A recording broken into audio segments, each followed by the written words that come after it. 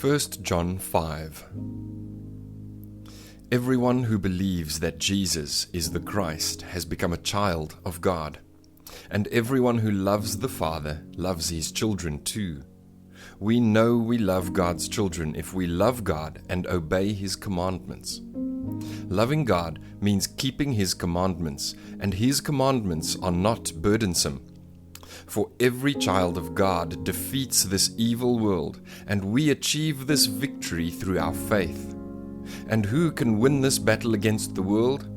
Only those who believe that Jesus is the Son of God. And Jesus Christ was revealed as God's Son by his baptism in water and by shedding his blood on the cross, not by water only, but by water and blood. And the Spirit, who is truth, confirms it with his testimony. So we have these three witnesses, the Spirit, the water, and the blood, and all three agree.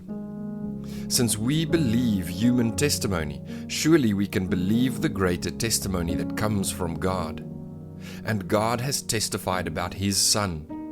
All who believe in the Son of God know in their hearts that this testimony is true. Those who don't believe this are actually calling God a liar because they don't believe what God has testified about his Son. And this is what God has testified. He has given us eternal life, and this life is in his Son. Whoever has the Son has life. Whoever does not have God's Son does not have life. I have written this to you who believe in the name of the Son of God, so that you may know you have eternal life. And we are confident that he hears us whenever we ask for anything that pleases him. And since we know he hears us when we make our requests, we also know that he will give us what we ask for.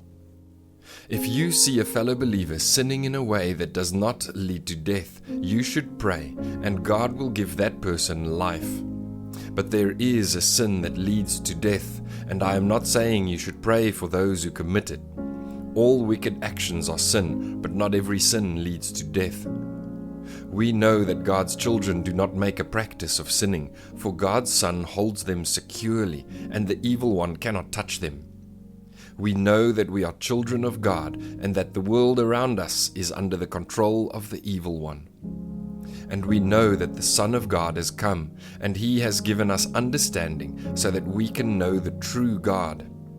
And now we live in fellowship with the true God because we live in fellowship with his Son, Jesus Christ.